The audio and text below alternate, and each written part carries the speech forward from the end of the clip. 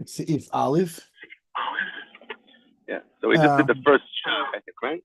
Yeah, so the Kitzer, we said in the Mechaber, right?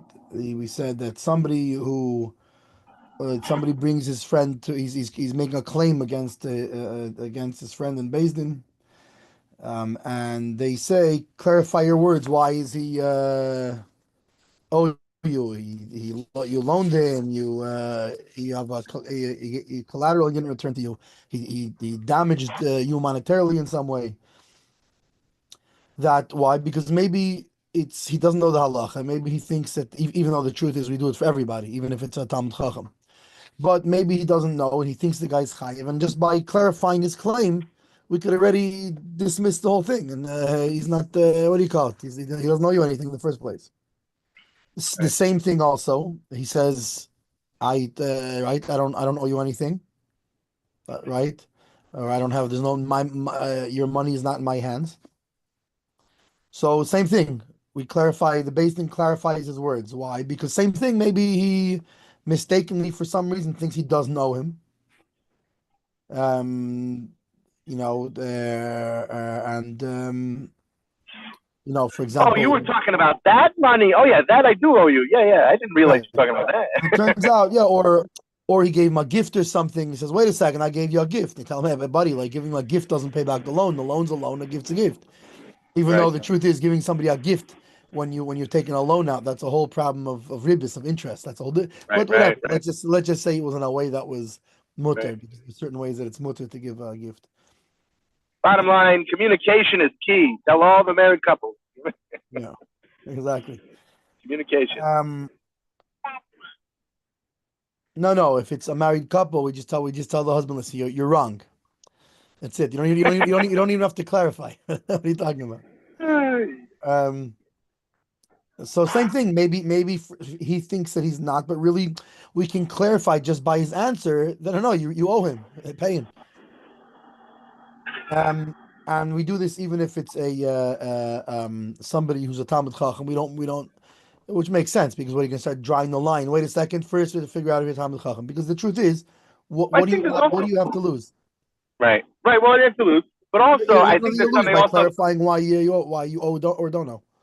in other areas you see this in halacha when it comes to something when you're negay b'davar. The Right. Choshen Mishpat, the Also, Choshen Mishpat comes of it. When you're negay, sometimes there are blind spots. And right. sometimes they're just blind spots. So it's important to clarify what are we talking about? What is this for? What is it for? Okay, regardless of who you Right. are, you could be the Rav, you could be the Hatzvi-Bais. But if you're the gay, we got to make sure that we're clear on what we're talking about. Right. Then if he does not want either person, if he does not want to clarify, right, that doesn't automatically win the other guy the case. Hmm. But rather the Beis Din determines if they smell a rotten fish here, if they smell that there's cheating going on and he's trying to be misleading and this kind of thing, then it could lose in the case. But if the Dayanim sense that it's not that, it's just whatever. He doesn't have a whole cheshbon in front of him, or he doesn't remember exactly right now. He needs to gather his thoughts of what happened or whatever, or whatever the case be. Or maybe he's nervous of giving up evidence not in front of Beis Din that then the guy will have time to come up with a thing against his evidence, whatever it is. But if they sense that he's not being misleading, then it does not necessarily just lose him the case. Because when we're asking to clarify the words, it's really just so we can for the same thing as everything here is really we're just trying to reach the truth. That's what we're trying to reach. We're trying to reach the truth of what the deal is. And Amen. yeah. But the only thing is, nowadays, as many people are in those days anyway, where many people were used to cheating, so you would first try to clarify to make sure there's no cheating going on. Right. Then we spoke about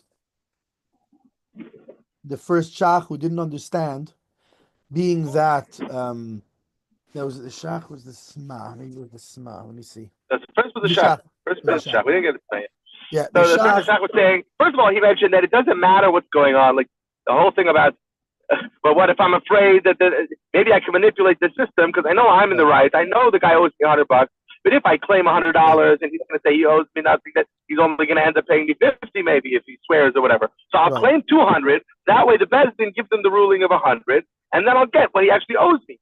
Right. You can't do that. Right. And vice versa, the other way. If this guy's kind of claim from you, he'll be like, well, no, I'll deny nothing, and then I'll go and privately give him the 100 that I owe him, because otherwise he'll claim 200. That's not right. You can't be lying. Right. Be honest. Then, you have to be honest. And the third situation was because he owes you the 100, and he'll admit to the 100. But the problem is you have another issue you don't think he's going to admit to, where there's no shvua involved. So you're going to cause a gilgul shvua. I mean, if I say 200, he'll admit to the 100 that he owes me. Then we're going to talk about another claim that now I can roll in that he has to swear also on this other. Also, you can't do it. And the fourth scenario he brought was he owes three of us 100, and it's true, we all know he really owes 100. Right. So we say, you know what, I will I'll be will the three of us, one of us, I'll claim he owes 300. You guys will say you're witnesses that he owes me 300, which he really owes us all, and then. We'll win the case, and then we'll split the money 3 ways how he really owes us. You can't do that either, right? There was also the case of the Eid Echad, that one witness, he saw it with his own eyes. He knows it's true that the guy owes him.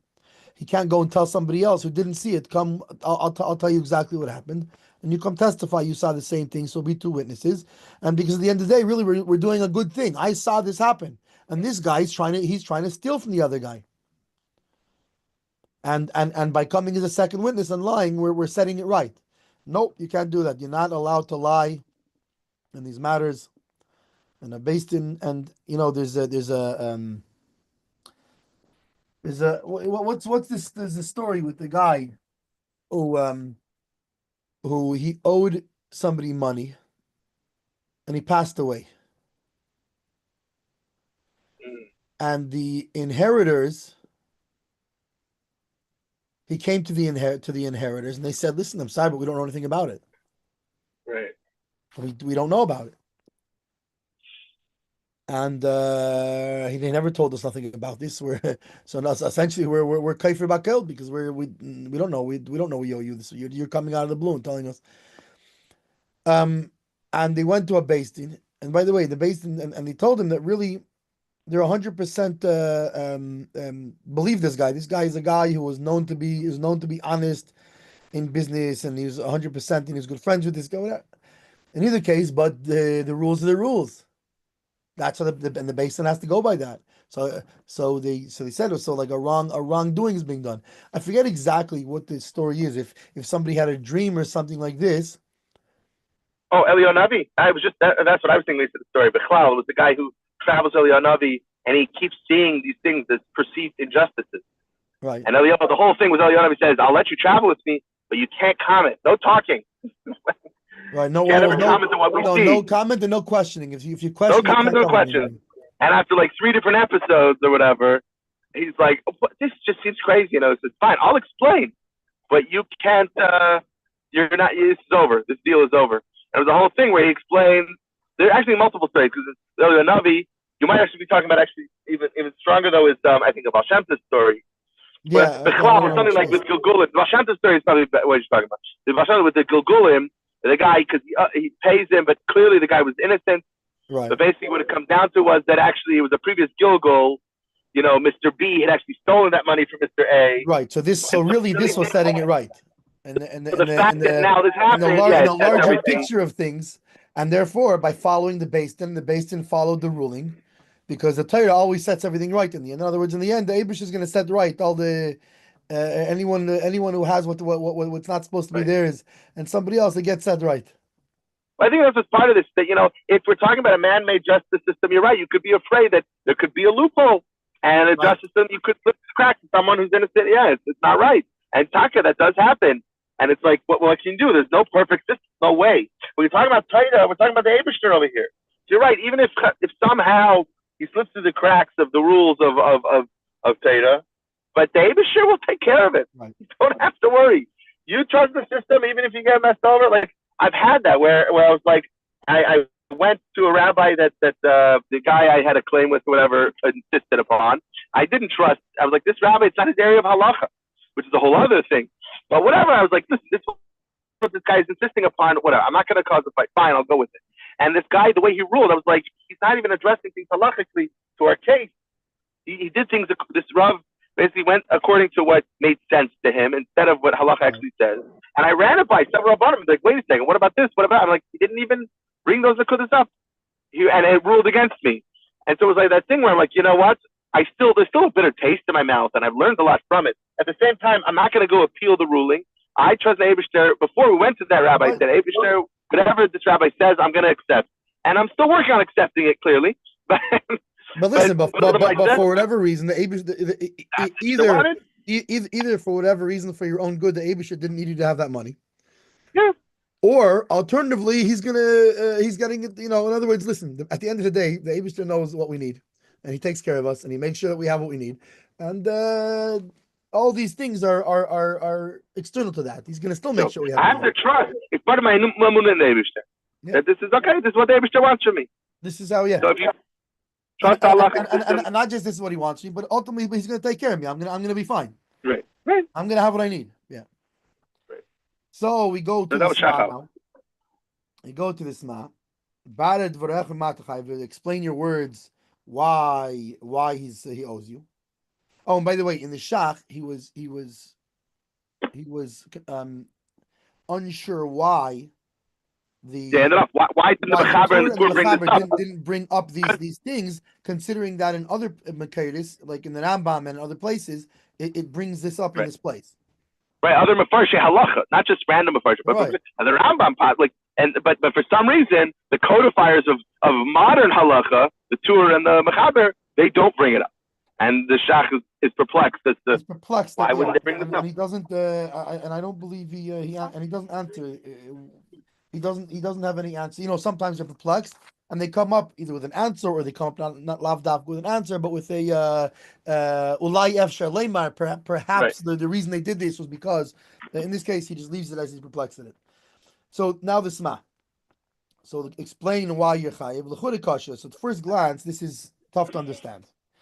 Shela'il kasav b'Shulchan Aruch, because prior in Siman Ayin, right in chapter 70. Kasav b'Shulchan Aruch, the Shulchan Aruch, right? Sha'imlim la'leva hanitba, that we tell the borrower who a claim is now being brought against him. Lahavi Aiden, either bring witnesses, right? That you paid. Or lishobahasis lifater. Right, because minatera, you only swear by meidib miktas if you admitted partially.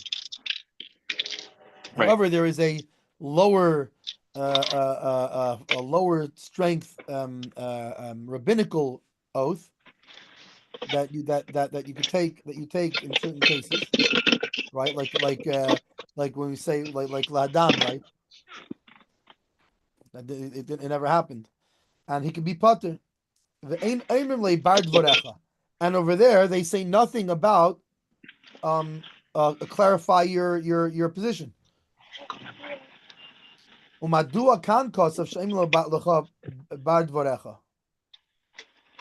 why do you say here, clarify your words? And so there's a difference. Why? Actually, by the way, this is all what I just read was part of the Hesper. It wasn't part of the actual Sma. The Sma just starts with the answer. That was the question over here. They're helping us out by giving us the question. Just like Rashi will often comment on something, and we have to come and say, okay, what's, this is a thing I remember in Cheder, right? In Cheder, they would always want us to understand the Rashi, so they wouldn't tell us the Rashi. They would always ask us to try to get a brain going, like what's bothering Rashi. Yeah, what's Rashi's question? Even though Rashi doesn't say the question, he says only the answer. Right. And from but from the answer, you and the truth you see in the Kulitayt also by the Al a lot of times he'll answer something that within it it's self-understood what the question the question was. Right? Yeah. But there's a series of books. What's bothering Rashi? Right. It's not much a question. Right. And sometimes it's easy. You can understand it by yourself, and sometimes it's more. In other words, especially considering Rashi was written for a 5-year-old, they must have had some. Right. They must have had some 5-year-olds back then. But how many Rashi sikhs are along those lines? The Rebbe says, Right. hold on a second. How could this be right? How could this be what Rashi's coming to answer? It Right. doesn't fit. Right. So the Sma says, Kan Bereish Hilchos Tayim, here in the beginning of the halachis of claims, right, which deal with the laws of and requirements of both the plaintiff of the claim and the defendant in the claim. Kosav Rabbeinu, so Rabbeinu, our Rebbe wrote, meaning the Mechaber, the author of Shulchan Aruch, he wrote,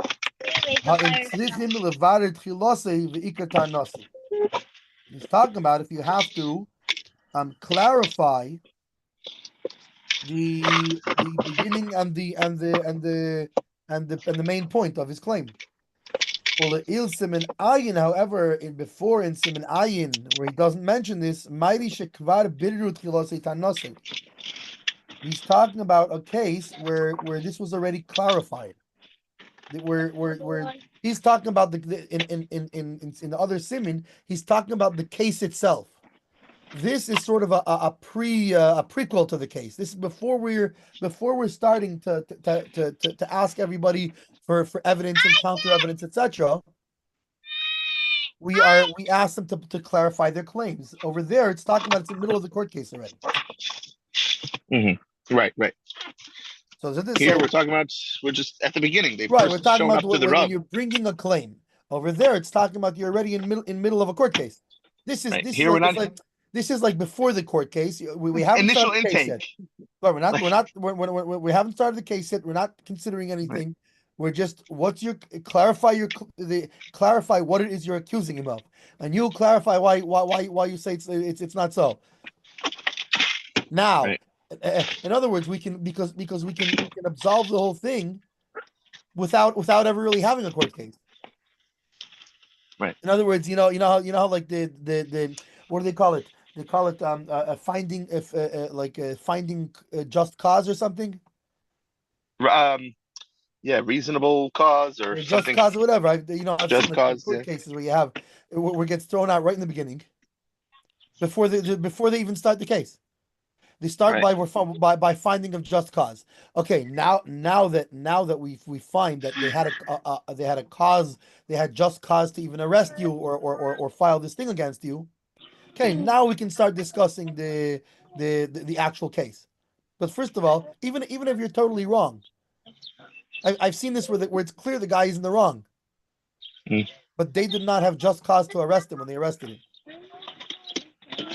So it's sort of on those lines where, in other words, we're not even starting the case yet. We're clarifying before the case is even started. What's your claim? Do you even have a claim that we can argue here in court? And do you have a counterclaim that again that's even what to argue about?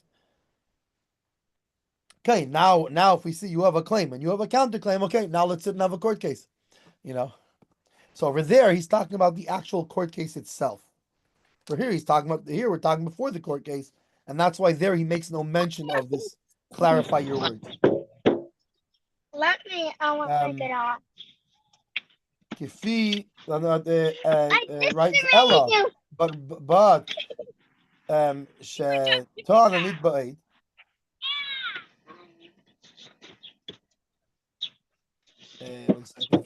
I know. I looked out the window.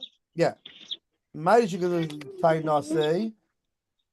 Ella Toen Venitan, meaning he already clarified his why his position. They said, okay, so it's talking based in, and then now they're taking the case further, and he's bringing, and the person and the defendant is bringing additional proofs. Like for example, that he has witnesses, meaning before. He's not saying necessarily I had witnesses that I paid him. They're saying, explain why you're saying you don't owe him. And he says, I paid him. Okay, fine. Now we can go to court. You're saying I pay. He's saying you owe me money, and I'm saying I paid you. Right? As opposed to he says I owe you money. You owe me money, and he says, oh, but I took care of your grandmother 20 years ago. Okay, I'm sorry. That doesn't right. That's why you think you don't owe him. No, you owe him money. Right? This is saying the clarification was he says you owe me money, and he says I paid you. Fine. Now let's go to Beis Din. Now in the Beis Din he brings witnesses that he paid him. So in Ayin over there, everything he's talking about is in the middle of the case itself, and therefore he doesn't. I was making you lean to you. If sheshul chosher shechayav loy, ain't a chayav. Maybe that he thinks that he owes them, and really he doesn't owe him, right? Like he thinks he stole from him and all these kind of things.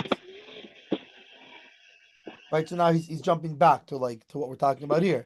That here we're not talking about the end of the court case. We're talking about maybe his whole basically maybe his whole premise is wrong. Wait, no, sorry, I'm in the wrong thing here.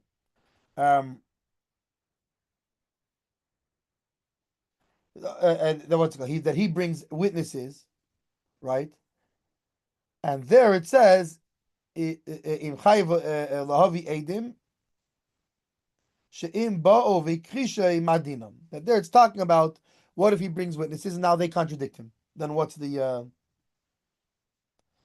Vidin shebekan? However, here what we're talking about, Nilmad mimashin is what about Gemara. We learn out from what it says in the Gemara. That witnesses that come to testify in a Beis Din shepleni chayiv lepleni, that one person owes another person. That the witnesses have to clarify their words. Right? He's not talking about the claimants. Over there, he's talking about the witnesses clarifying their words. How so your witnesses that he owes them, how do you know this? Did you see it? Did you hear it? Right? Etc. That maybe the witnesses made a mistake and think that he owes him. Why? From something they saw or that they know. Like, for example, let's say he admitted that he's chayav. But really, he doesn't owe him, according to halacha.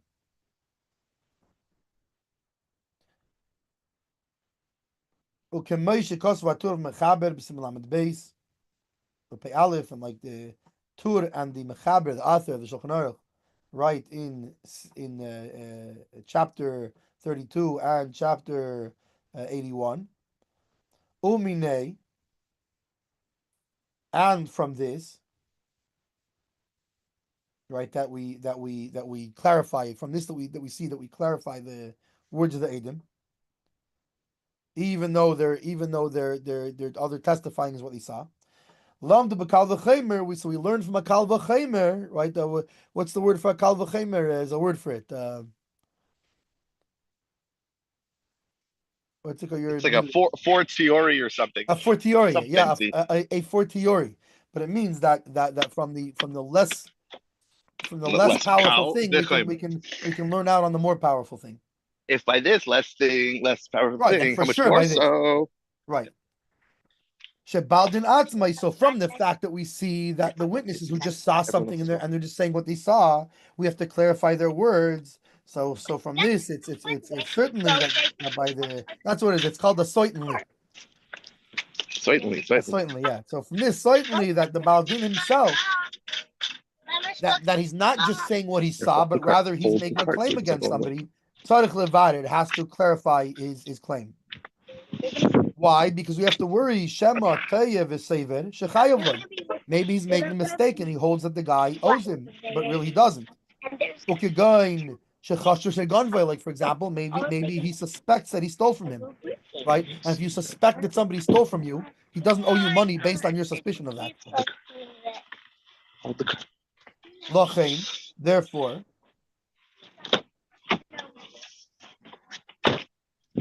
Or for example, that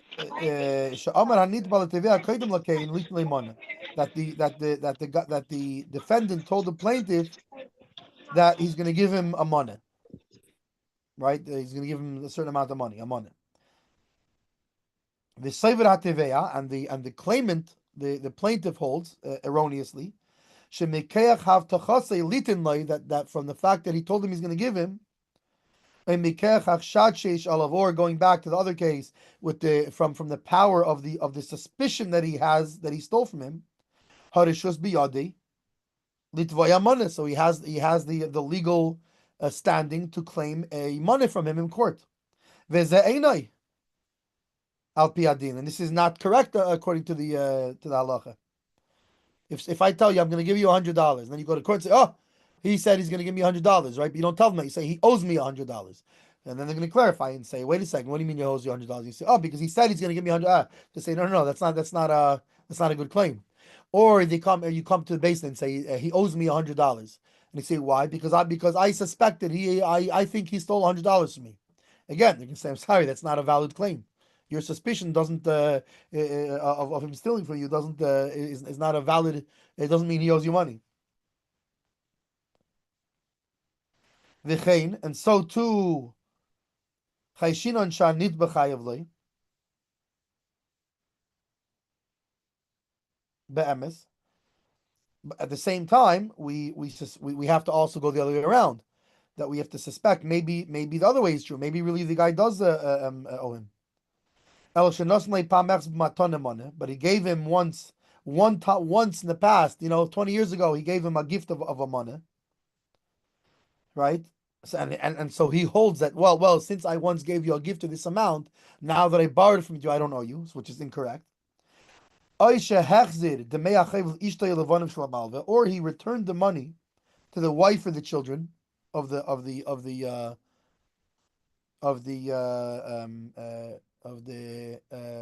lender, which doesn't this is not correct according to the halacha. Meaning, if you loan me $100 and I give your wife now, but obviously nowadays we do it based on trust, and furthermore, obviously nowadays, based on being that a lot of these halachas, it's also we go the dayanim go according to what makes sense. So if it's true that I gave it to your wife and I gave it to your wife, but the halacha according to the word of the din, I have to give it to you. I can't give it to your wife. Nowadays even usually you would but really that's a matter of trust. I know I'll give your wife the money; she'll give you the money.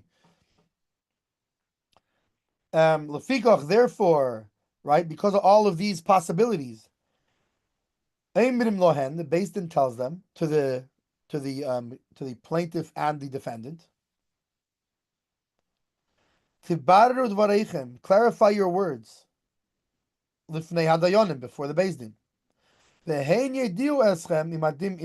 they'll let you know right off the bat if the law is with you, meaning they're not paskening yet, they're not giving a ruling yet, but they're going to tell you if you have a valid claim or if you have a valid counterclaim. Kein mevur barambam Perek Vav Tayin, so it explains in Rambam, the 6th chapter of Tayin, the Magid Mishnah Sham and the Magid Mishnah in that place. Ulefize, and so according to this, what we all this that we just said, so comes out Kitzru Hatur VaMechaber Ba'Tokas Lashon Rambam. The Mechaber, the author, and the Tur, which makes sense because very, very frequently, unless the Mechaber doesn't hold by the Tur somewhere, when he brings down the halacha, he very often uses the exact language of the Tur, unless he has like a reason to not to skip something or to change something, or he doesn't hold that way. So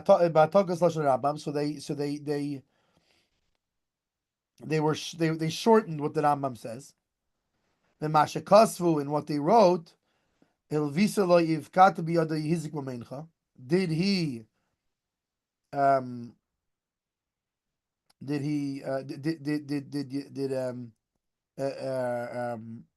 he borrowed it from you, or he's holding your collateral, or he damaged your money.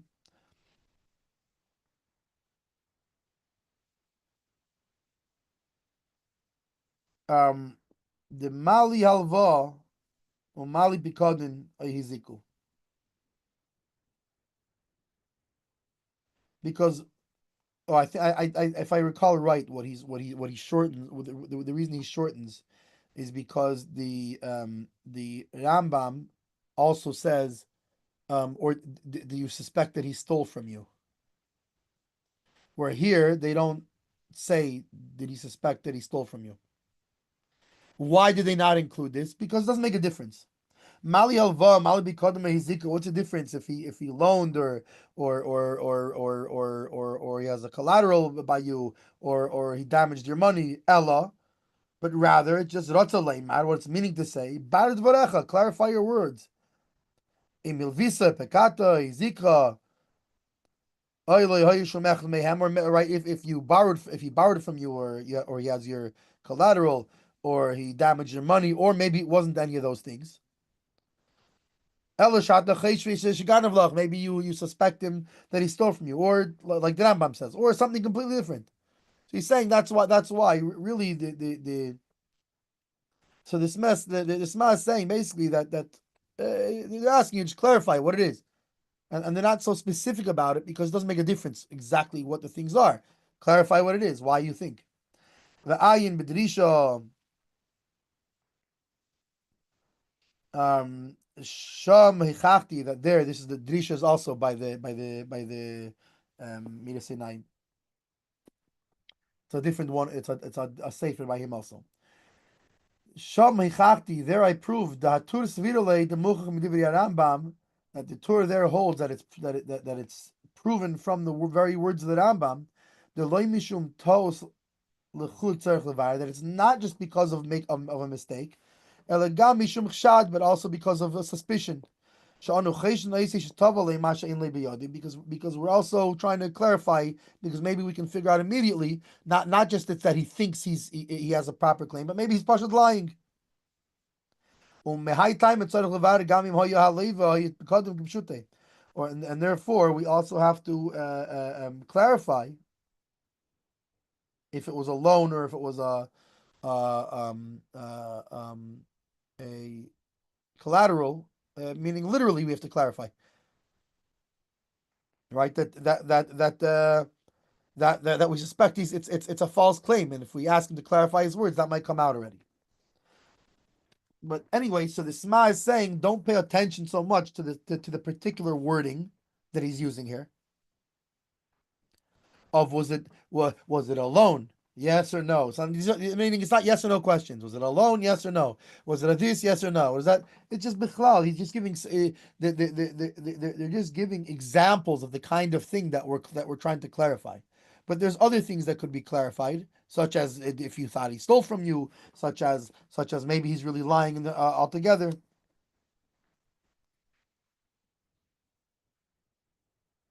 Okay, now going to the shach on the same thing. All right, we tell him clarify your words. Edim.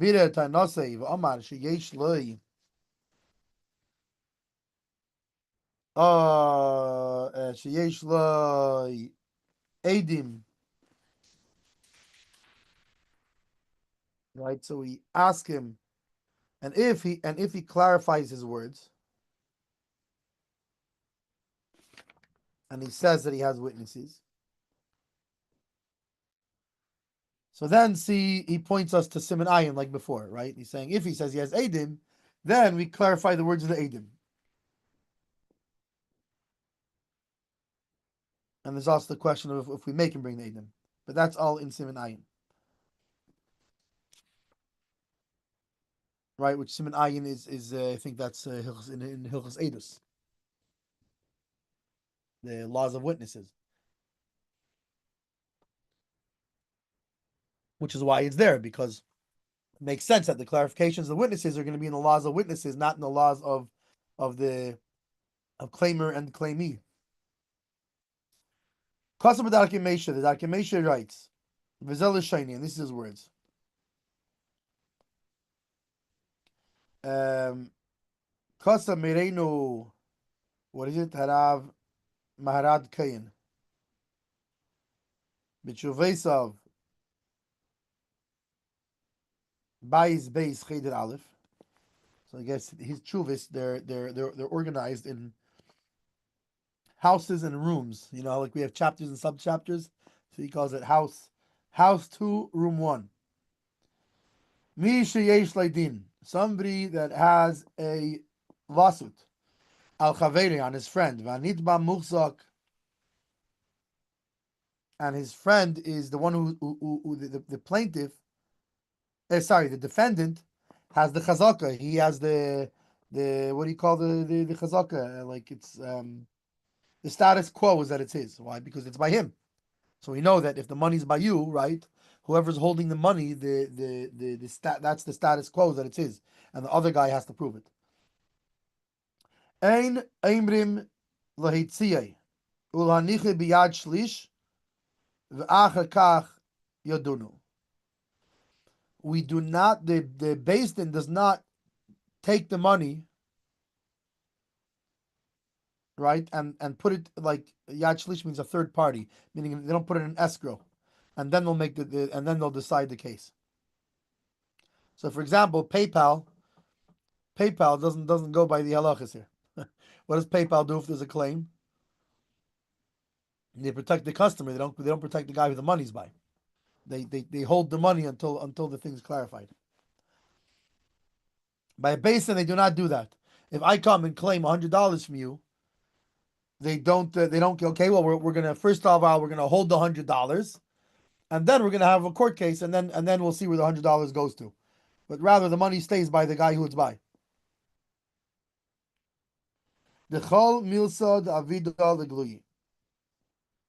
That all this, whatever happened, is going to come out.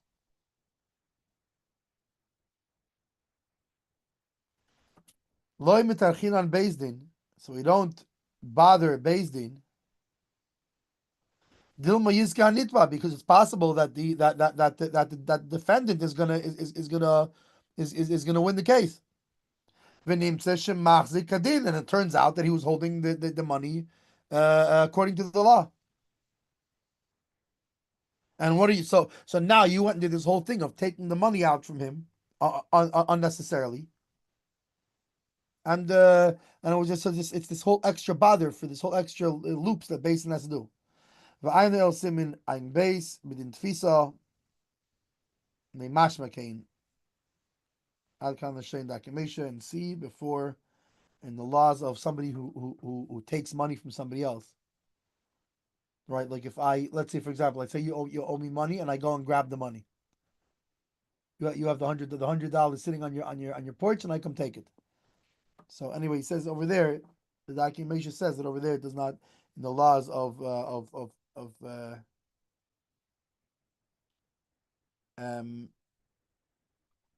Edus, it doesn't sound this way. V'lo yodati heyich le'mashma came b'simon ayin beis, and says the Shach, he doesn't understand the documentation there. Why the documentation says it doesn't sound like this in chapter 72. Just the other way around, nira ikar.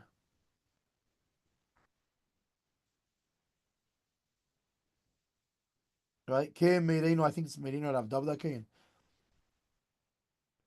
Something like that. But by the Maharad Kain. It sounds that over there, Taka, that's the halacha, is like him.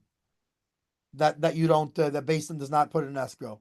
And this is not just it sounds like it goes like him. We see today this is what we do actually. That we do not extract money before a ruling.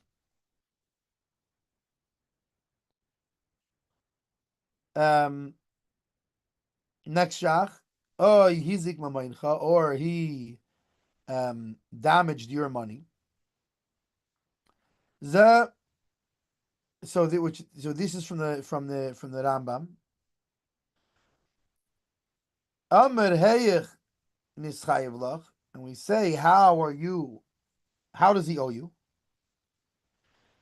Shahari evshar sheyidme. So why do we ask him? Because it's possible that he thinks shahu chayev, that the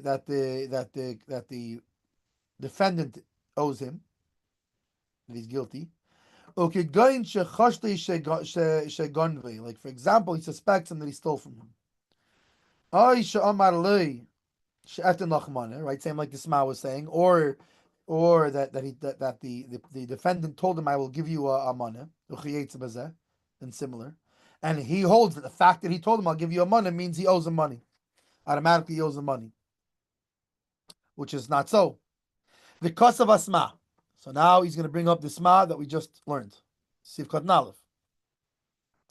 The Haturva Mechaber Kitzu Batokis Lashon Rambam, the Mashikosvu, that the Tur and the Mechaber, the author of Shulchan Aruch here, they shorten the words of the Rambam. Hilvisa lo yipakata biyadei hizik mameincha, that they only say, did he lend you, or did he, or is he holding your collateral, or did he damage your money? But they didn't add the part about what the Rambam said about, or do you suspect that he stole from you? And over there, like we just learned, the Sma holds the Mali Alvo, Mali Pikodin, Oishie Ziki. What's the difference if it was Pikodin, or if it was if it was a collateral, or if it was a loan, or if he damaged you somehow monetarily? What's the difference? Ella, rather, Ratu Leimar, what they wanted to say is that they tell him Bar Dvorecha, clarify your words. Im shel Visla Kata Yizikra. Or perhaps it wasn't any of those things, it was something else. They're just bringing those as examples. But their wording there, it's not specifically that they're asking about those things. Those are examples of the types of things that it could be that why he might owe you. Ella, but you suspect that he stole from you. Ad kan the shayne. And that's the until here's the words of the Sma. Well, Fiani is daiti. So this is great already, right in the beginning on the first Sma. We kick off with a disagreement of the Sma and the Shach. Lefi ani is daiti. Loi kitzru klum. They weren't mekatzer at all. They didn't shorten the Rambam's word at all. The kavanas Rambam leimar, because the intention of the Rambam, he means to say, shehal beistin cheshishim sheyidme, that the beistin they suspect that he might think, shehu chayav, that he is ozim, kegain shechacha sheganvi, like for example, he suspects him that he stole from him, which wouldn't be suspecting that I stole from you. It doesn't mean you owe me money. And that's why you tell him, clarify your words. Aval ein kavanase sha beistin yebru loy ella she'ata cheshte sheganav. But it's not the kavanah, the Rambam's intent that the Basin says him clearly that you suspect that he stole. But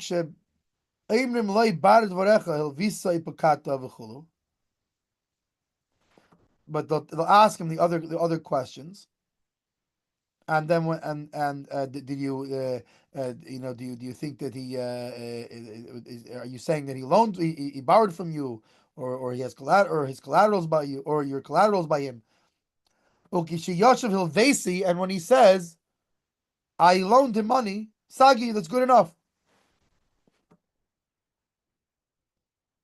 Meaning, it's not good enough to rule the case, but it's good enough to say you have a good claim. But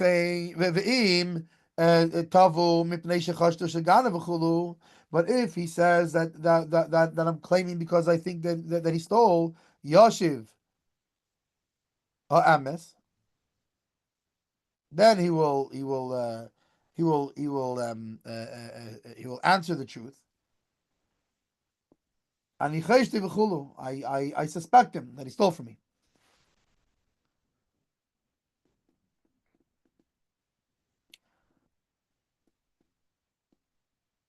K Nidali, and this is how it seems to me. So maybe it seems the other way around what he's saying. that it. Let me just have a look back at the Sma here.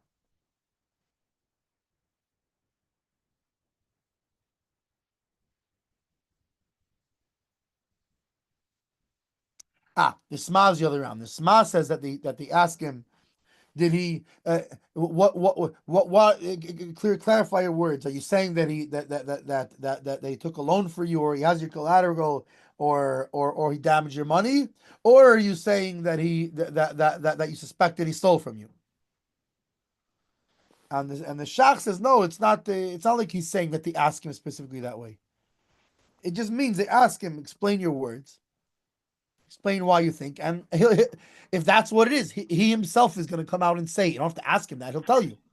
So basically, the Smash says we should prompt him. We should give him the options. Right. Is it this, or this?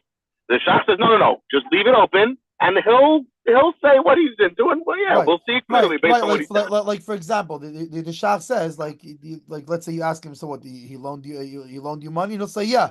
Okay, that's it. Your questioning is done. I'm not going to now ask him if I are you chesed of this, are you chesed of that? No, he said what his thing is, finished. But it reminds me actually of something that it's very clear. I think that the modern day courts and stuff in America at least work more according to the Shach. You're not allowed to lead the witness. It's a problem when you're leading the witness, or you can't. If you force the guy to give the confession, to have him just say yes, that can be argued. He should be saying what he did. Like if you're going to say, "Did you do this?" Then maybe you pressured him. Maybe he didn't do any of it. Like if he says it, then like let him come up with the details. Right. Yeah. Okay. Now, let me see what's next. We go back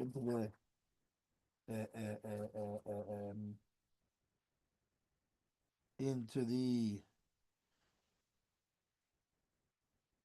Sma. No, wait. I don't think we're finished with that Shach. Sorry. As this Shach continues. Gam Mashakosov Bisma. He has another thing issue with what the Sma said. Also, what the Sma said, Shebeprisha Hichiach the Tur Svirole the Muchach Mdivri Rambam. Right. That, if you remember, the Sma said that he said like that he brought in another of his own books in the Prisha that he proves there that the Tur holds that it's certain from the words of the Rambam that it's not just that they're checking him about making a mistake, but we suspect him. They were also trying to clarify if he's lying, he's bringing a false claim. I don't know of such a proof in the Tur. He says I don't know where he's getting that from the Tur.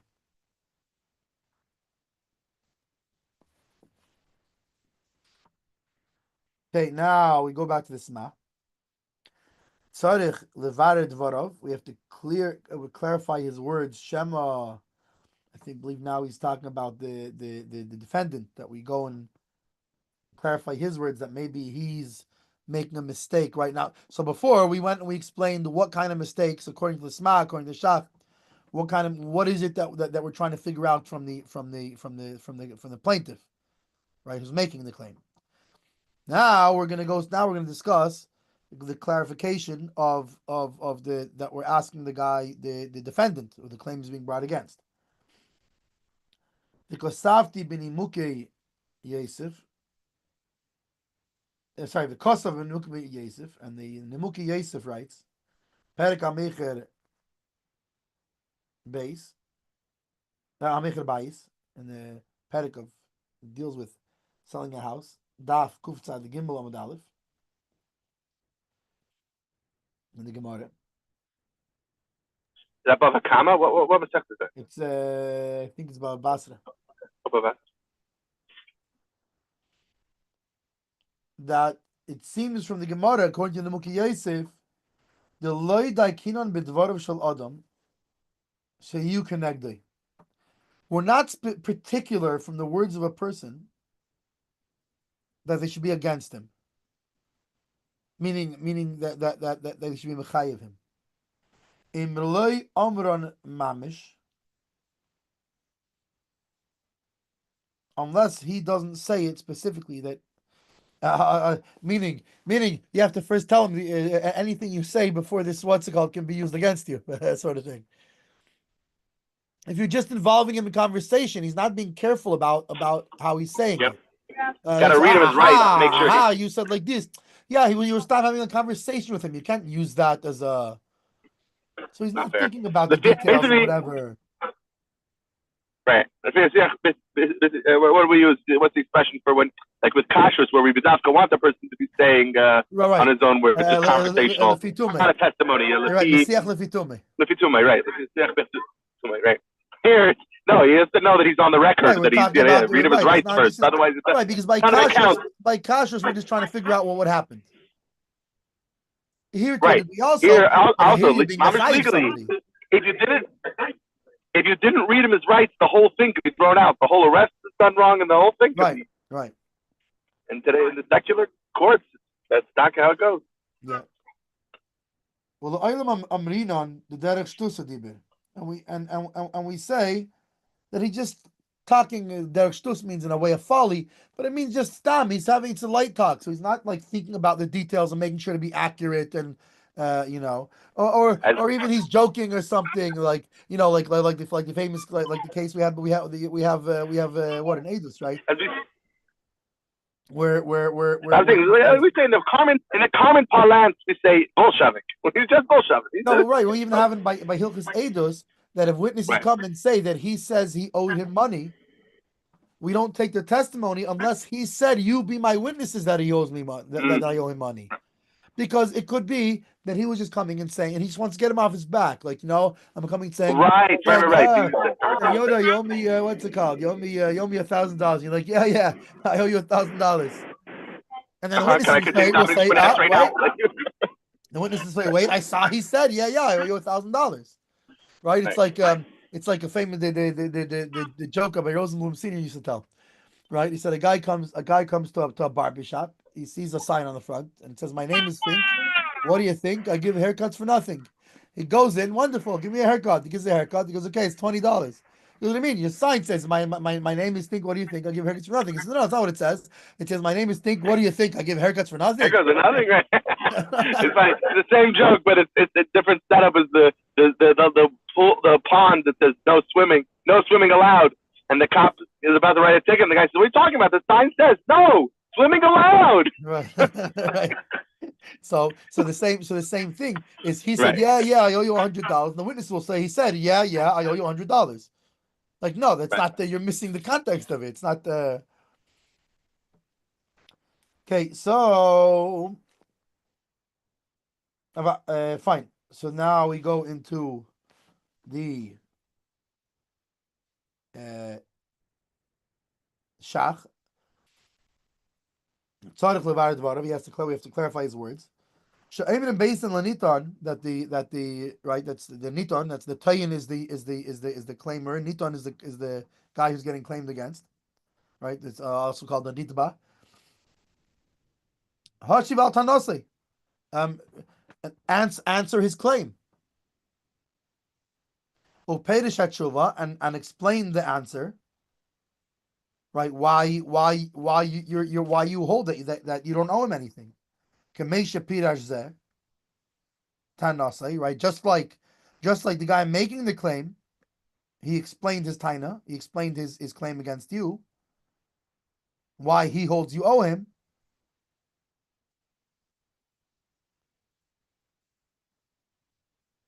The Amir im levisa mimano im loy levisa. So in the case that he said that he loaned you money, so answer us, did you take a loan from him, did you not? Or if his answer was, if the plaintiff said that his collateral is by you, he gave you collateral, so hifkid, that's the chaylai hifkid. So tell us, did he give you collateral or not? Or if he's suspecting that you stole gazalta, you lay gazalta. So did you steal from him or you didn't steal from him? So charta, or for example, let's say you paid him. Let's say he's a worker and he's saying you didn't pay him. So did you pay him? You did not pay him. V'chein b'shara tainis, etc., for whatever his taina was. Now that he's clarified his taina, right? I lent him money, or I worked for him, he didn't pay me, or he stole from me. So now they say the Beis Din tells the defendant. So no. So now you answer the claim. Is this true, or what do you say? And the Rambam writes, "Umipnei ma ein mekabel mimenu tshuva." So why do we not accept his answer without clarifying his claim? Shama tayahu b'daite, because maybe he's making a mistake in his logic, meaning that he holds that he doesn't need to pay him, and really he does. I don't know. Let's say the guy worked for him for 10 hours, and he felt the guy's work wasn't the quality that he likes, or something like this, and so he feels he doesn't have to pay him, something like this. Yavi lishava al sheker. He's going to end up giving an oath on a lie. Shahari evsher shehelvu k'meishatan, because maybe the guy really lent him money, like he says. Vehichzir zeh esachayv livnai leishtay, and this one, the defendant, returned the money to his son or his wife, right? Which, like we said before, it's not valid. You have to return it to him. Or he gave him a gift, which was the amount of the debt. Yidme. So because of this, it seems to him, right? He's bedaita in his mind that he's now absolved from the debt. But really, he's not. And now what's going to happen? He's going to come and say and swear, I don't owe him. but you're swearing falsely, and he's swearing falsely not because he meant to swear falsely, because he really thought that he doesn't know him anymore. But since he thinks that he's going to come, God forbid, to take an oath that I don't owe him. So this is why you're clarifying it first. Well, and therefore we tell him, the defendant, how are you telling me you don't owe nothing? Maybe really you're obligated legally to pay him, but you don't know it. You don't realize it.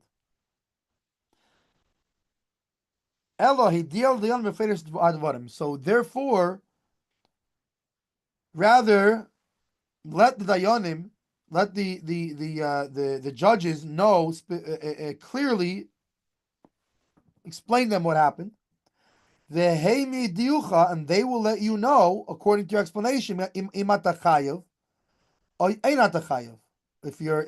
you're obligated or not obligated. Ad kan l'shin Rambam, until here is the words of the Rambam. Hey, your twin was just on. The Kosav Habach, and my Zayd the Bach wrote through the Taz. He's actually only maternal because we're from the Taz. So the Taz he was the Taz's father-in-law. So even more importantly, we're related to the Taz's wife. That's Yichus.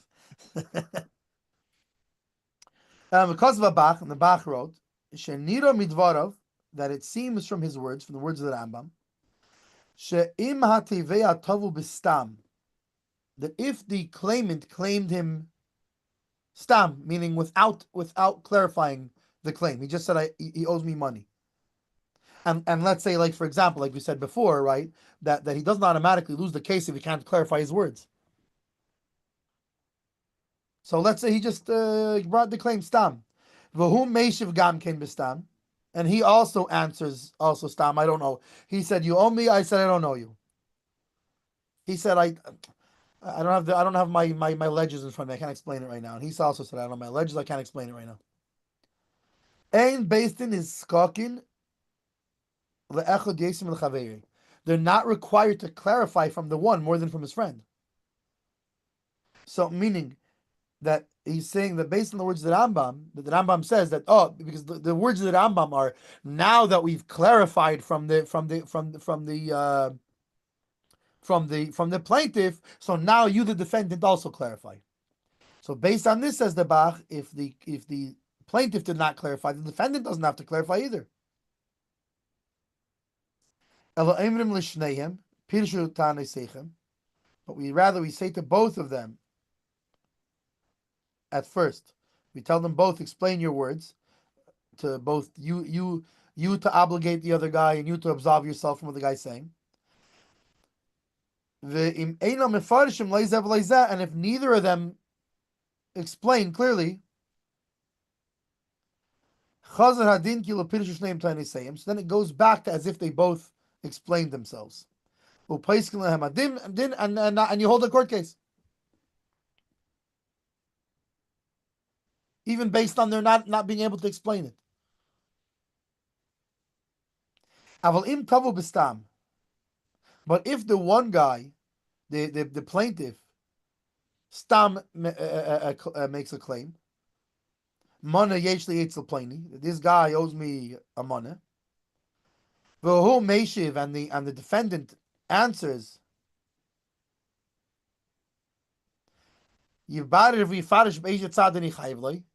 explain why I'm chayiv to you. I don't know about any obligation to him. So listen, maybe I owe him money. I don't know.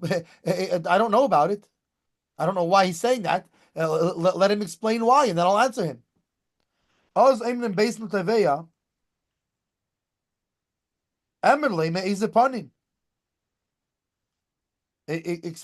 what tell him what they tell the plaintiff. So give him an answer. Why is he from what reason is he owes you something? Helvisa pekadta v'chulu.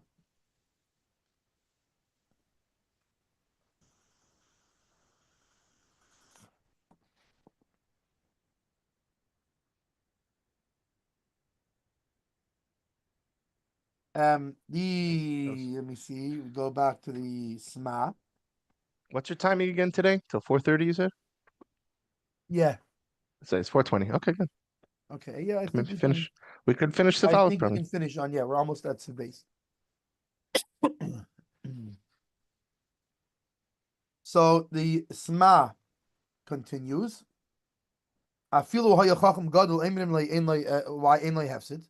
Right, even if he's a big Talmud Chacham, right? Because you might say, wait a second, by a simple person, he doesn't know the halacha, he's going to make a mistake.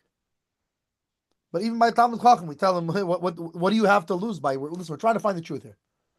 By the way, I think this directly contrasts, especially when, for most of us, somewhat beginner Torah learners, the Chacham angle comes in when it comes to Trubas HaMaisros. You can trust that a Chacham knows what he's doing. So if you're getting produce from a Chacham, you can trust that it's accurate. And I think, to me, like, it speaks to contrast that. Like, you might have thought that you can trust a Chacham. He knows what he's talking about. No. Even though he's a Chacham, by Trubas HaMaisros, you can trust him. But over here, when it comes to claims, financial claims, you can't. Well, like, it's still... I think I mean, besides for, like you said before, of he's negah b'davar, he has an interest here, right? What do they call it?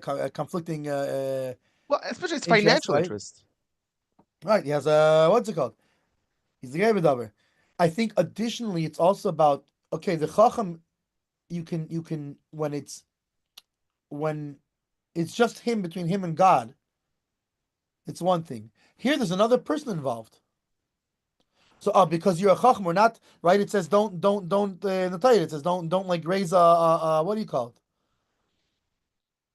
Don't in the judgment. Don't view differently. Someone smarter, poorer, richer. What's it called? Right. Here, there's somebody else involved. It's a din. There's a third party factor, so you can't control what other people do. We can't give you any more leeway or anything just because you're a big Talmud Chacham. Right. There's also like if you remember, Which is why I want to bring up again. Certain hatarim in like the Alter Rebbe said, like there's certain thing that he says la halacha it's this way, but don't don't go paskening like this for someone who's not a Talmud Chacham, because he's going to come to stretch it into something it's not where it's not meant to be stretched, because he doesn't understand the premise. It's unless you know the sugya, you're not going to understand the distinction, the fine line, that subtle point, that subtle difference. You can do this when you can't, yeah. And it's too easy for someone to make a mistake. But again, but also like and God, right. But I do like I like the point you're bringing up is that between you know what you did and the Abishah knows what you did. But if there's another party in play, you don't know what they did, and not necessarily something bad. But that's why I like the story, like I brought up yesterday. I think it was with the Rothschild or whatever, where it's like the guy returned the money, but the Rav was so busy learning in the sugya, he forgot to he totally forgot about it. The Rav took the money. We're talking about a big Rav. He took the money. Yeah, he took the money in his hand, put it in his sefer. He totally forgot about it. So it just. Yeah, I like that point you brought up. So yeah, and I mean, and also the fact that it shouldn't come across like we're elevating him in favoring him in any way, shape, or form. In other words, you're coming before the Beis Din, you're equal. You're equal. There's no Talmud Chacham, not Talmud Chacham. What's it called? Someone comes in front of the Beis Din, you're equal. Right. There's no playing favorites. With the Trubas HaMaasros, has nothing to do with Beis Din. It's just you as an individual. If you who are you getting it from, who are you buying it from, etc. That's fine. But yeah, to Batei Dinim, right? Yeah, we're not because he's a Rav or Rabbi. Right. You don't get to circumvent the rules. Okay, but that's this message disclaimer. Which interesting was one of the things that came up in a local case, right? Right. Where the claim was that there's favoring he's the Rav, rabbis over laymen or something like this. Right. I don't know if true or not true, whatever. But whether they were or weren't, the point is there is such a thing, right? That you can't favor the what's it called, I'm not going to rule against the big Rav. I'm sorry, you're coming in front of a Beis Din, you're all equal. Everybody's equal.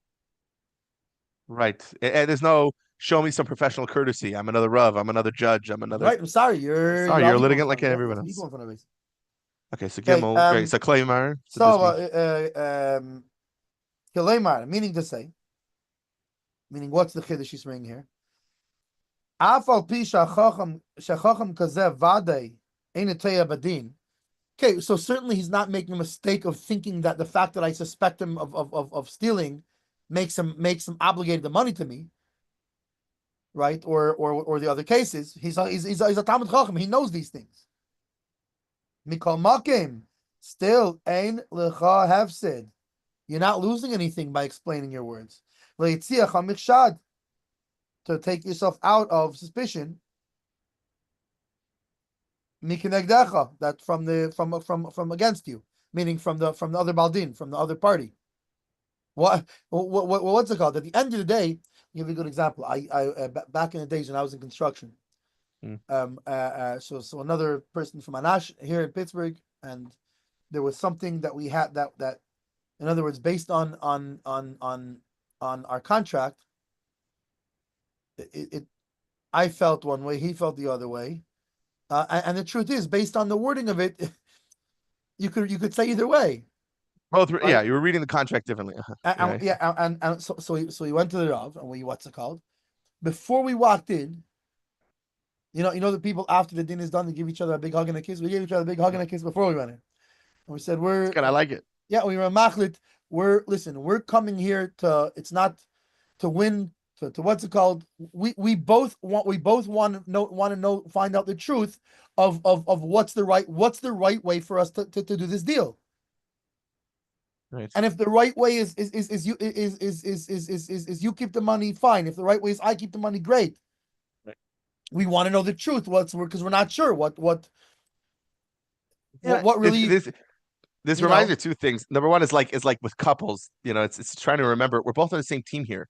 We're both trying to, and it doesn't matter if you're claiming they're based in. We're both on the same team. We're both from Yin trying to keep halacha. Isn't that what we're really about? Is it really about I win and you lose? No.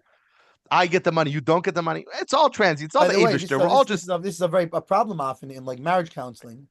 Especially with depending on the therapist, right? Where they almost make it worse by like positioning them as like, okay, now it's me versus you. Let's count your points and let's count your points. Right. No. See, my angle is different. My angle is, after 15 minutes, they're both so angry at me that they're on the same side and I'm on the other side, and then they have shalom bayis, even though they don't talk to me ever again. So everybody wins. Anyway, the point is, I like, first of all, similarly, it should be, but all our relationships and our interactions in this world is the Eibishter's world here. Because it comes back to what we said at the beginning of the class, which is have emunah in the Eibishter, happy talking to the Eibishter. It's all the Eibishter's world. Right. What is the Eibishter? What does the Eibishter want from us here? I'm going to Beis Din, and that means also, it doesn't mean, oh, you could have it. No. You have to find out what the halach is. Because this is what we do. We're Yidden, we keep Torah. I want to do a mitzvah. I have an opportunity to do a mitzvah here to find out what the halach is. That's what you need to do. So it should be, you should go in, and this is the other thing I wanted to connect to, was nichnas b'shalom, yatsa b'shalom. The whole sikha, not to conflict chassidus with Nigla, but the Rebbe's beautiful sikha on the whole thing of Rabbi Akiva. If all the other guys, they went in differently and they all became affected. The only one who wasn't affected was Rabbi Akiva, because nichnas b'shalom into the paradise and yatsa b'shalom. So then why did he go in if it didn't make a difference to him? No, it made a difference. But the nakuda is, it's because he went in b'shalom in a complete way, in a total whole way of saying, no matter what I see, no matter what gets, this doesn't change how I feel about the Eibishter, that I'm an Eved of the Eibishter. The Eibishter is still my Eibishter. Torah is still Torah. Mitzvah is still mitzvahs. So meaning, we're still Chassidic brothers. Whatever the ruling of this Beis Din, like nichnas b'shalom, yatz b'shalom. That's how it should be. I love that you guys hugged. Right before said a l'chaim beforehand, a l'chaim and after. It's not just yatz b'shalom. We have to be nichnas b'shalom. Not just that. And funny. And if nichnas b'shalom, that's what it's saying. Right. And that's the Rebbe's sikha is because he was nichnas b'shalom. That's why he was able to come out. That's why yatz b'shalom. That's why he was he was able to. Yeah. Okay. So that's the first thing. The first thing is what do you have to lose? Find your big Talmid Chacham, explain it so the other guys should also understand why you're claiming this. Vigam, and furthermore, mitam de'ein adam reya chevel atzmai. This is like you were saying, the reason you gave. Oh, you were miskaven to the sma. That because a person does not see his own obligation on himself, he's not a person naturally sees himself in a good light. He absolves himself. So you're also worried that mitzad this, even though Take he's a big Talmid Chacham, but since he's negeh b'davar, like you said, he's not seeing it. He's not seeing the things clearly. Okay, next is let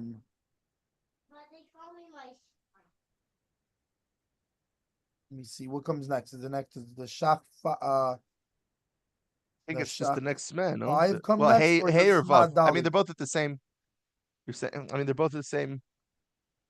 Smeh hey and shach vav are both at the same point of imyan nira. Wait, smeh. Hey and shach vav. Okay, so first we need the dalet. So we gotta do smah dalet first. Fine. And then we'll do smah hey and then shach vav. Wait, where's sorry, and then and that's it. What? Wait, which comes first? First dalet. Dalet in the smah. Smah dalet, then smah hey, and then shach vav. But how about shach hey? We didn't do. Wait, where's shach hey? We didn't do it already. Oh, whoops. Oh, well, you know what? Wait, and he's maybe we skipped talking about a shach. Which shach was before. Let's do shach because shach we skipped it. We skipped it. Really, it's talking about the smah that we already said. The previous. Yeah. We should have done it before. Right, because talking about the Muki Yosef. I think that yeah. We skipped it. Okay. So the Shema tell you that maybe he's making a mistake. Because of Darkei Moshe. So he writes in Darkei Moshe, right? This is and also the Ubisma, Sivkot and Beis, B'Shem Muki Yosef, Perek HaMeicher Abayis, Daf Kufzat Gimel B'Alef. The Sma says there in the name of the Muki Yosef, the Loi Daikinon B'Dvarav Shel Adam, Shayu Kenegdai. Right? That's that we're not medayik. We're not particular. Is a better word for that, but like we don't hold it against them. Basically, the words of the person should be against him. Imlai sha'amran mamish, right? We don't use them to obligate him unless he was saying them mamish in a way that he was being very specific, that he's talking, right, just like we had by the Eidim that he's saying, you are my witnesses that I owe you $100. Ula Elam, Amrinon the Derech Shtus Udiber. And we say that he's just talking Derech Shtus, he's just talking a way of light talk, of folly. The late Tzedek Adkan. Meaning, he's just talking, what's it called? He's talking without, unnecessarily, he's talking about that Divrei Shtus. V'chipastiv v'lei matzasif. Your gaiti v'lei matzasi, says the Shach. I looked for this in the Nimuki Yosef, and I did not find it there. Meaning, right, yeah. It's funny, these expressions of like, I'm not saying it's not a thing, but I looked and I didn't see it. I looked and I didn't see such a thing. So I don't know. So Like I don't know. So basically, I don't know where he's getting it from. Right. I don't know where in the Nimuki Yosef. Either he had a different gear, so whatever it is, but I didn't find it there. Okay, so now. For example, there's a story that's attributed. There's a famous story about Reb Zusha ben Anapeli and the Vilna Gaon, about the guy whose father keep coming back to him, like in his dreams, telling him to convert to, and whatever. So supposedly Reb Zevin is the one who writes the story, and someone told me that there's a letter the Rebbe wrote to Reb Zevin, and the letter the Rebbe wrote on this about this story, because the story goes, the Vilna Gaon at the end says, Taka, there's such a Yerushalmi, but how did Reb Zusha know the Yerushalmi? Reb Zusha is known to be an ignoramus, supposedly. Right. And so Reb Zusha heard about this. He said, I didn't know the Yerushalmi. I got it from where the Yerushalmi got it from. Like, so, but supposedly the Rebbe's comment was, what Yerushalmi? So it doesn't mean the story's not true. But whatever Yerushalmi they're talking about, it's not that one, right? There's something missing here because what Yerushalmi? Like, right? Yeah, right. This Yerushalmi that you're talking about, which one is it? We don't know. So, is there a detail wrong? Did we misquote this? Is something up? But like, whatever it is, so but also something this, yet. But it's like a respectful way of arguing, but also even more so, I would say it's not. It even still leaves room for could be there's a shit to here, but I'm just not seeing it. I just don't see it. And I can tell you if it ever didn't see it in the Yerushalmi, it's not in the Yerushalmi. Okay, so that I'm saying more to our case. If you say, right. I'm just not seeing it, which is why I can't comfortably pass it because I'm just not seeing. Yeah, right. I'm noting that the Sma says this, but I don't know where he's getting it from. I acknowledge it exists. Yeah. I don't see how this works. Right. I acknowledge what you're feeling, but I just don't understand why. And I'm reserving the right to still ignore it. So Sma Daled Levared, if he does not want to clarify, right? This is on the Ramah. If he doesn't want to clarify, Kain Kosav Hatur b'Shem Rosh. This is what the Tur wrote in the name of the Rosh. Right, meaning what? He wrote that the Ramah, this is where the Ramah is getting it from, that he does not have to clarify that if he doesn't clarify his words, it doesn't mean he automatically loses the case. So Beloshin Pluktal Divya Rambam Shehein B'Divrei HaMechaber Shekosel Ufneiza. That this he's arguing on the he's not clarifying.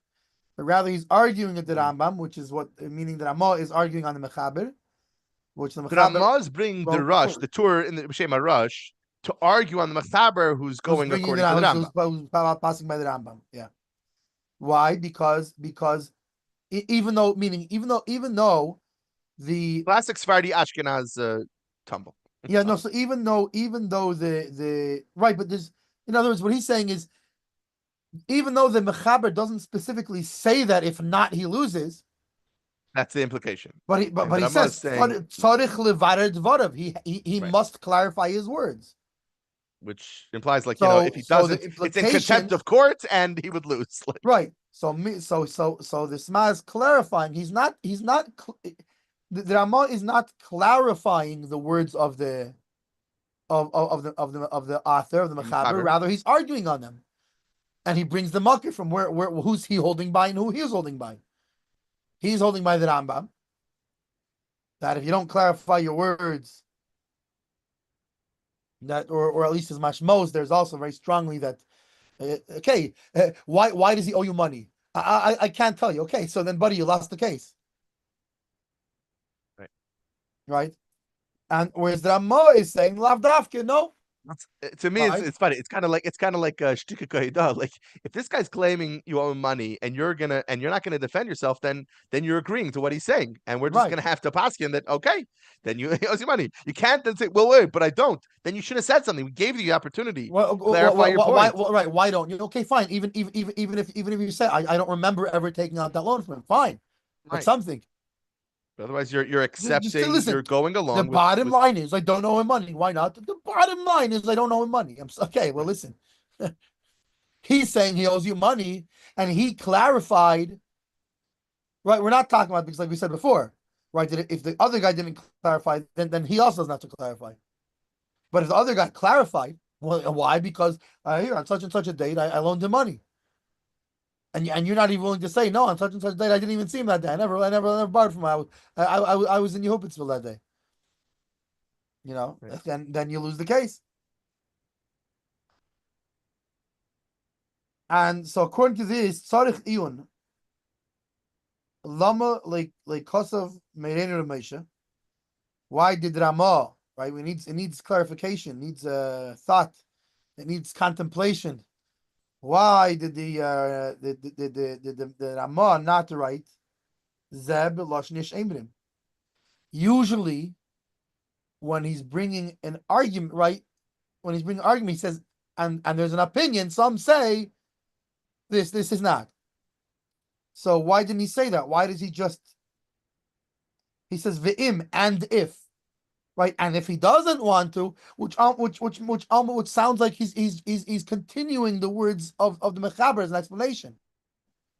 Why does he not present it as there's another opinion, right? Or often he'll even say there's another opinion v'cheinei again, and this is the how we do. So from the fact that he doesn't do that, so why does he not say this?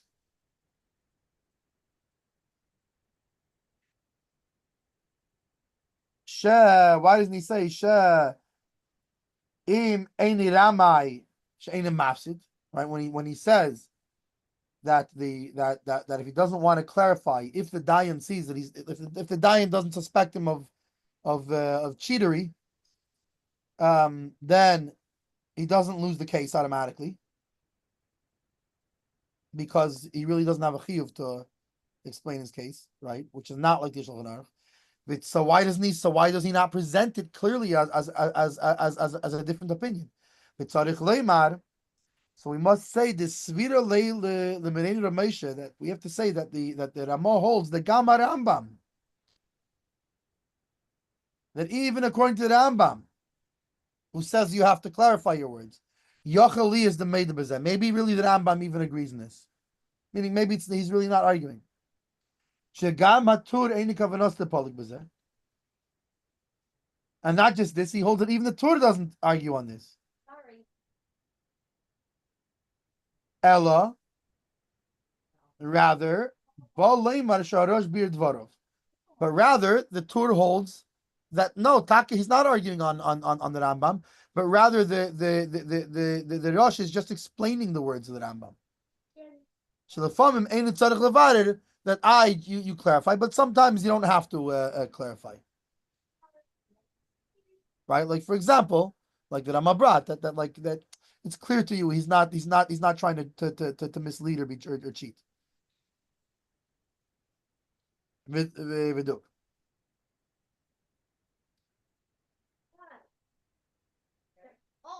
Right, so then it's easy to understand how it's easy to understand how it could fit in both ways.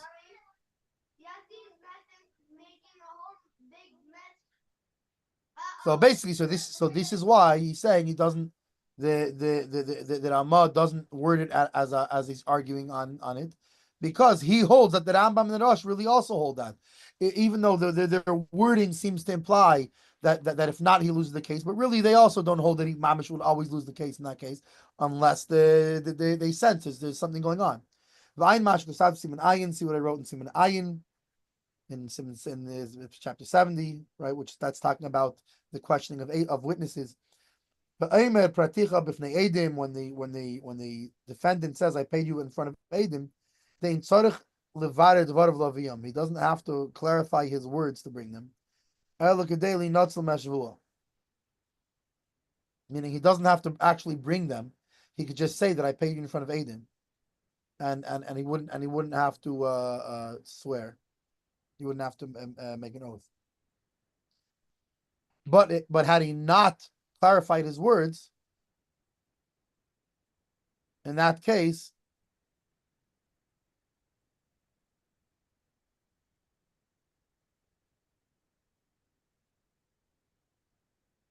we also would not have made him chayiv. Oh, I guess the only reason we asked him to clarify is to not do make a shvua in that case. But otherwise, he also wouldn't have to clarify.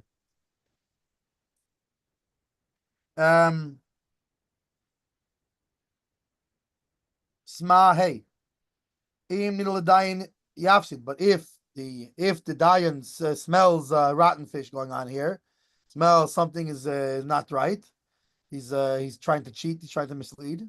I'm in Chuvas Rosh and see in the Chuvas Rosh Klal Ayin Aleph in how do you say Klal, like general rule 71. General principle. Yeah, even. Darkei Well, whatever, same Moshe, thing. which is brought in the Darkei Moshe Aleph, so it's if one. Be'im hanitba, if the defendant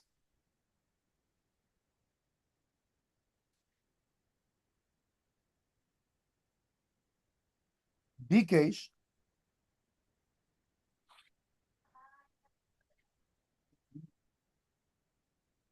so we're talking about somebody who he just the plaintiff just said he owes me money, but did not clarify it. So, 1 second.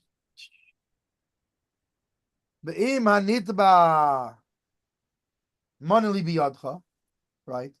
If he said, all right, you owe me 100. And he replies, no, you don't have, it's only 50. He would still, even though the other guy did not clarify why he says he owes him, who cares if he clarifies? You're admitting to half. And if you're admitting to half, you have to minat Torah, you have to take a shvur, you have to take an oath. And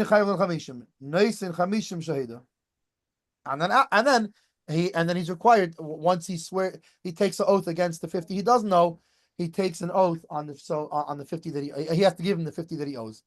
So this is an interesting case. Why? Because if I'm saying it never happened and you refuse to clarify, it's one thing. In this case, he says you owe me you owe me $100, and I don't say why. And you say I only owe you 50. Who cares why I owe you the money? Who cares it's a loan, it's a this or that? You're admitting to owing it.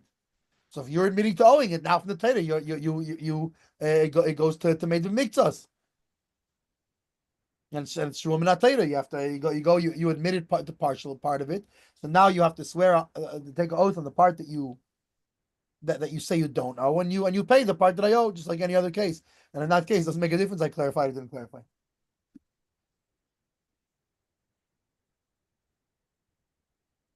Oh wait, no, I'm in the wrong thing. I went into the Shulchan Aruch. Let's go back. That's basic. Going back, Ray saw that. Even though that's all going to be true, but so he said if the guy who claims bikesh shatavei yavar dvarav.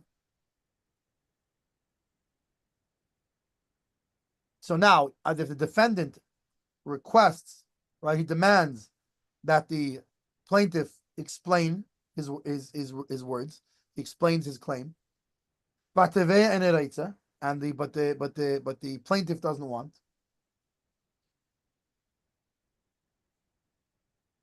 The loy yashbianu lanitba hesis. Ela betayim mevureres.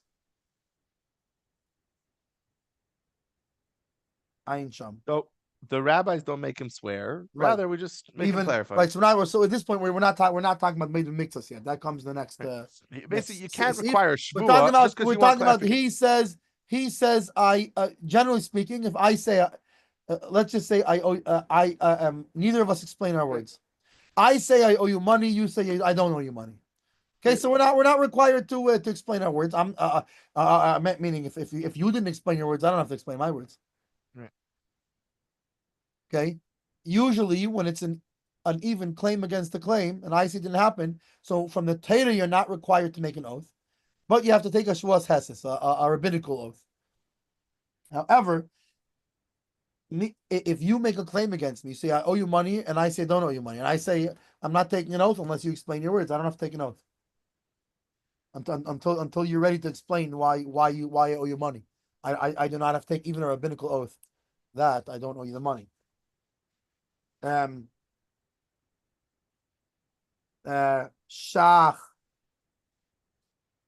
Vav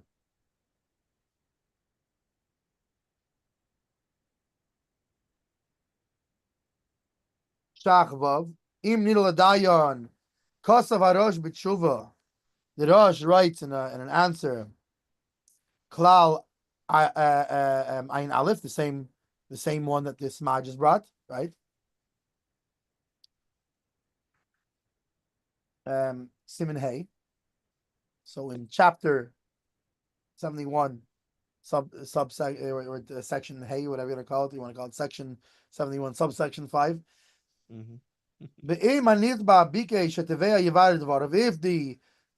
the defendant is asking that the plaintiff explains his words, and the plaintiff doesn't want, he refuses. The loy yashbiyanu lanitba. He does not. We do not make him take an oath against the claim of the plaintiff. Right? We don't make him take a shvuas heses. We don't make him take a rabbinical oath. He shvuas heses takanas chachamim, because the shvuas heses, the heses oath is a how do you say takana? It's like a ruling, an enactment, a enactment. Oh, it's an enactment of the sages. And he should not swear, meaning they did not require this oath. Elo b'tainim avoreres, besides for in a clear claim. If it's not a clear, in a case it's not a clear claim, the sages did not they only enacted this oath in the case of clear claim. And here you didn't clarify, and he's asking you to clarify. It's not a clear claim. Adkan. Beis Yosef, V'darki Meisha, V'sma, Sivkot Nei. And the Beis Yosef brings it right in which is the meaning the author here brings it in his commentary on the tour. And the Darki Meisha brings it, and the Sma brings it, like we just said. Venira the mighty shahabeistim mesupakim. It would seems to the Shach that what's the Rosh talking about? He's talking about in a way that the based in is doubtful. They have doubts. And they can't tell if he's being what do you call it, dishonest or not, if there's dishonesty in the matter. That if they feel that he's being he's lying, that he's what do we say? We just said. How does the English word go again? I'm wondering if Laman Yilmadu has classes on English, because that's something I can really use. But he's being misleading. He's being dishonest, right? If they sense a dishonesty going on here, afilu b'shvud de'iraisa, the lav takanas chachamim, then even in the case of a biblical oath, which is not a takanas chachamim, loy mashbinan lei. I'll tell you a sheker. They don't make him swear. if it seems to them, to the judges, that there is no dishonesty, then even a heses they would make him swear.